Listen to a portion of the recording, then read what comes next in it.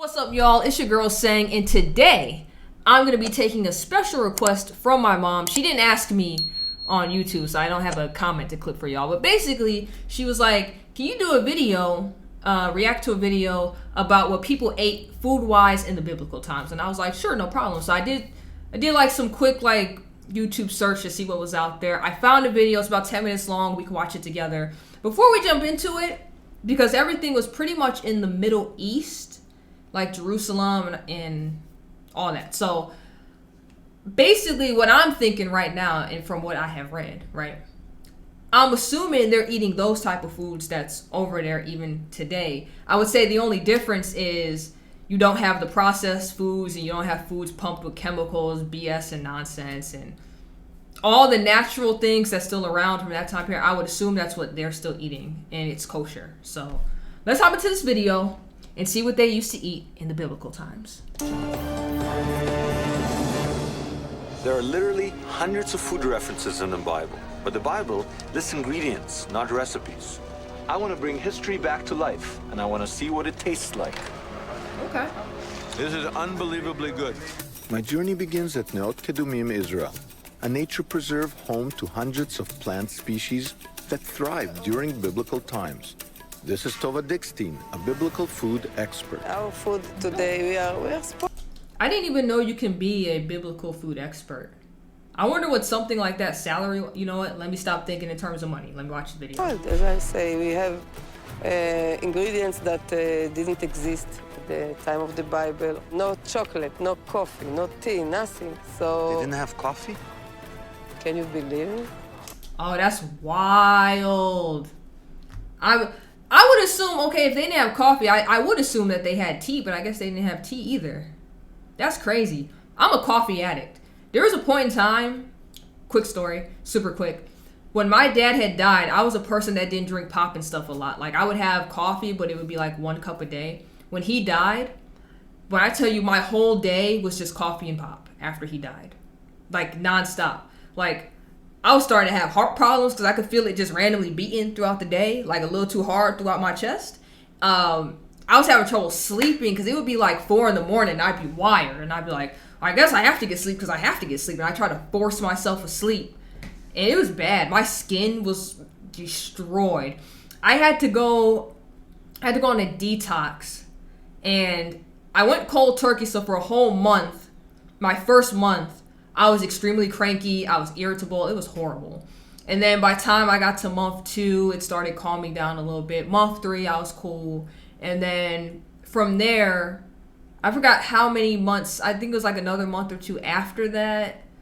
I just straight detox. And then when it felt like I was fine and in control of myself, I was like, let me try coffee again. And it went back to where I just had like 1 cup a day. So it was a wild time. Like, you want to talk about drugs and addiction? Coffee, like, well, caffeine. Caffeine is a huge addiction. So maybe that's why that wasn't back in that time period. Tova is applying her knowledge of botany to years of biblical study. She has agreed to teach me how to prepare a biblical dish. Dope. My first lesson, how to make olive oil biblical style. What have we got here? Here we have the olive press. I'm sure it's from the Roman age, like 2,000 years ago. Can I try? Yeah, sure. 1. The first step is to crush the olives using this ancient press. Now that I have this Oh yeah, they definitely not doing that nowadays. A machine about to do all of that. They're not moving anything by hand. olive paste, I need to squeeze the oil out. Olive oil was the cooking oil in biblical times. If I'm going to do any biblical cooking, olive oil is ingredient number 1. That's what I use now in my cooking. Did you guys actually know that the olive oil is starting to run out because of the olive trees that we get a lot of our stuff from is dying out? Look it up. You'll be surprised. At some point, we're not going to have olive oil anymore as it goes down. I don't know if that's going to be in my lifetime or the generation after me, but yeah, it's starting to go down. So it might be like grapeseed or something next. I love it. My olive oil. We know the ancients had olive oil, but man can't live on oil alone. So I decided to check with Amnon Bentor at the biblical city of Hatzor to see what else the ancients ate.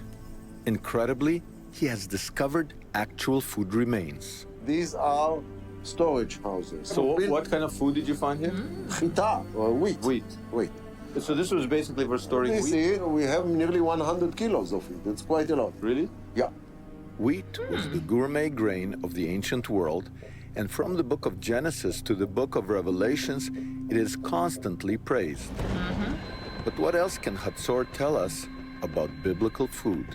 We are standing in a 2,800-year-old kitchen, right? Exactly. What we have here is a cooking corner. You see two ovens. They originally were much higher, something like this. They are made of clay, as you can see very well. Usually they made pita bread. Did you find any evidence of the kind of food that was cooked here? Oh, yes. Yeah, so the way they make the pita bread in the cauldron, if you follow me, once you have your dough prepared, you would throw it to the edge and it would stick there, right? And then once it's done, you would use, I forgot the name of it, but it looks like something you would use in a pizza oven. You would just use it on this cauldron, and you would use that to stick it off. So that's what he's talking about. That's why he said the big ovens would come up like a little cauldron style. A lot of birds. Birds? Definitely. They ate geese and birds like this. A lot of sheep and goat. Some cattle. Can you show me the bones? Palace? Yes, I can show you the bones. Okay, look. You want bones? Here you have bones. Where? All these are bones. You want my one. Whoa, Look at this. Here is a horn, I think. It's a horn, wow. Can I touch it? You can touch anything you like. Does this look like a chicken bone to you? So from the findings in Hatzor, I don't know. we can tell that the ancients ate wheat and different types of animals. We know from the Bible that cattle were valuable for their production of milk, and their consumption was usually limited to religious holidays. Archaeology shows us that biblical cows were much smaller than today's cows. Yeah.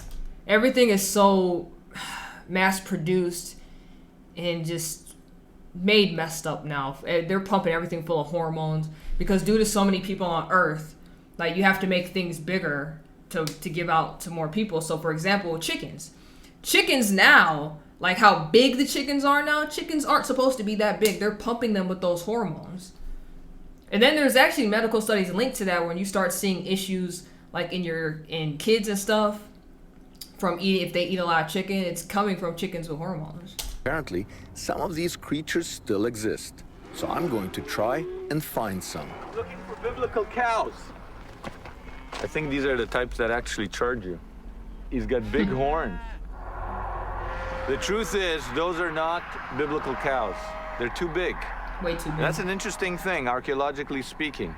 You look at bones, and you figure out how big were they. They couldn't have been big like these kind of Texas-looking cows. It seems that there's only about 100 of those biblical cows left. It's a species that's almost extinct. Sad. Sad. We found the cows. These are biblical cows.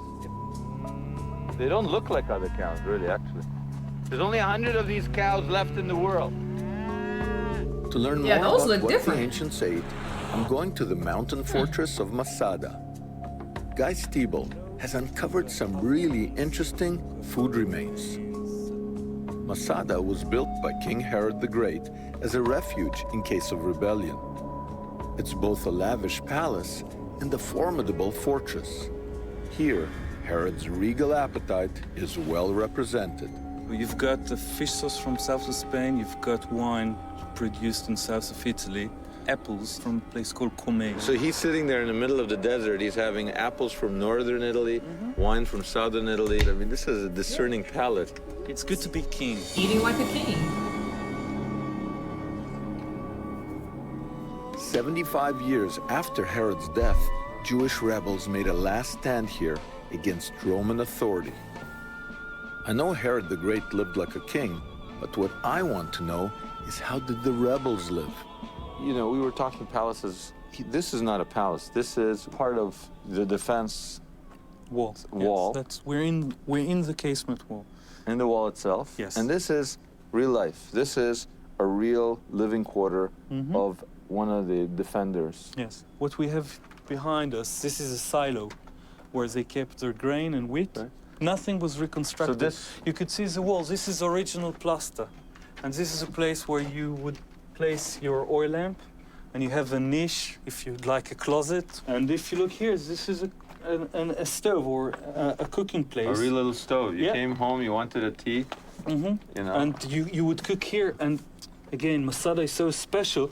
Not only that we have this stove intact, you have the remains of the ashes that while cooking, this is what you get. I mean, smoke coming up, and Right, so this is the this is actual the original ash. Yeah. ash Yeah. from whatever they cooked on this Yeah, little this is stove. not a destruction. This is That's just wild. from daily life. They would put the wood Yeah, in inside, here. and here you had fire, and this would come out. Just I can cook. smell it. I can feel it. I'm Nearly. not joking. No, I mean, it's so real. It's not some Yeah. museum under Yeah. glass.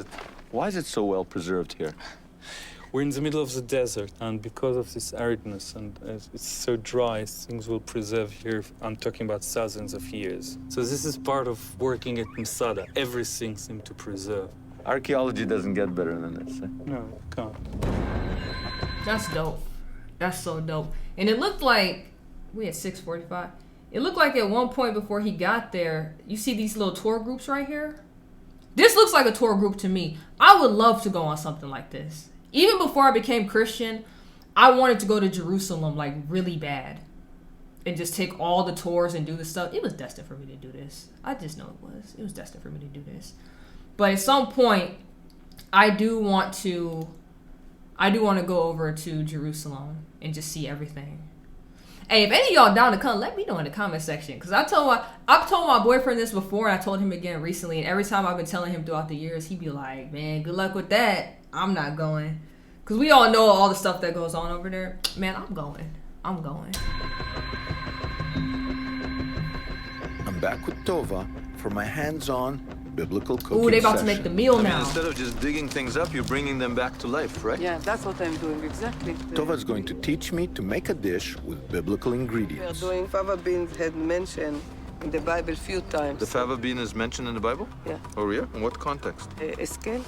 Ezekiel. Really? He ate fava beans? Yeah, he ate fava beans, wheat, barley. The Bible tells us that God commanded Ezekiel to lay upon one side for over a year so he can atone the sins of his people. Among the foods that God instructs Ezekiel to eat is a paste-like bread made of wheat, barley, and fava beans. What is this recipe? What are we going to Okay, we are going to cook the fava bean. Okay. We are going to pour hot water. This hummus-like dish is made with fava beans, bulgur, garlic, mint, and of course, olive oil.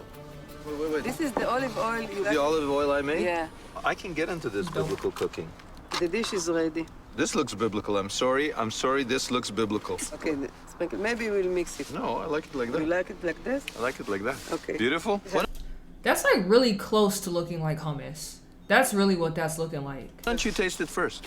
You will taste it first. Here, we'll do the same. Mmm. It's delicious. What you've done is detective work, taken Yeah. Aramaic sources, Roman sources, biblical sources, rabbinic sources, and you've brought to life dishes that haven't been made in this way for 2,000 years. That's right. That's dope. Now that we've made history, That's dope. Tova is going to share one last recipe she's uncovered from the In Bible. the book Song of Songs as a food for the young in love girl. She asked for ashishot, the girl in the Song of Songs. But nobody knows what's an ashishot, Exactly. right? You figured out what the ashishot were? Yeah. Lentils. They gave him lentils that have been ground, toasted, Toasted ground lentils. toasted ground lentils, fried with honey. And Wow, so it's lover's food. Hey, you lucky guys. Daddy went shopping. Look at that. Look at that. That's peppers. Smell it. Okay, guys. that we're one ready. kid's face. Hold on. That one kid's face, he was like, That's peppers. Hold on. He like, ugh, what did you just give me? He's like, where's my Game Boy at? Okay, guys, we're ready to make a biblical meal. Doesn't it look gorgeous? I went to Tova and she told me in the Song of Songs, it says, sustain me with ashishot. Guess what it is? I got the recipe for an ashishot. These are love pancakes. And they figured out the recipe. This is a real biblical food. 1 cup of red lentils. Okay, now pour it in. Whoa, you ready? We're smushing around all the lentils. What? Guys, one at a time. Let's show how we cooperate. Who's fighting with who? It's my So it looked like they toasted everything on the stove, put it in the food processor. Once that was all mixed around, hit the bowl. I think that was like an egg they put on top of it. It looks like an egg one at a mixture. time. Let's show how we cooperate. Who's fighting with who? It's my turn. You know what happens if I take some honey and put it on your nose? We're making small patties from this lentil and sesame. What kind of patty? These are love patties. Do you see my beautiful flips, Nico? I'm falling in love just smelling the aroma. This is really awesome. Okay, this one's getting burned. Oh, they're alive. We have to pour the honey on while it's hot still. Okay. It says in Proverbs that honey is sweet for the soul and also good for the bones. Pour it all That's facts. over. This is the first time that this biblical food was made by a group effort in thousands of years. That's not a joke. We're gonna eat that Bible. Who's gonna be the first in thousands of years to taste it? Shouldn't it be Daddy? Whoa! Kids gotta eat first. No. Yeah. I put a bit more honey on it. Yeah, it requires a lot of honey. Because they need it to be. I know there's no sugar in that. So them kids is probably just like, not sweet enough, not sweet enough. For a lot of people, archaeology, it's something in the ground, something dead. But you go to these places and they come alive. And to actually go in there, pull the stuff out, and bring it over here and bring it back to life, it's awesome. Transports us back to a different time. It's not so bad. I like it. It's delicious. Yo, that's actually pretty cool, man. That's a nice little history lesson. Thanks to my mom for recommending I look into that, because it didn't even cross my mind at all. So, W recommendation from moms.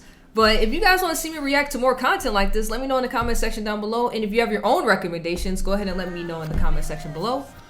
With that said, make sure you like, comment, subscribe, hit that notification bell so you never miss when I drop a video. At this moment in time, if I have to miss video drop days because of whatever's going on in my life, the only way I can update you is through my social media pages. If you're not following me there, the link to that is in the description box below. So until next time, you already know who it is. It's Sang.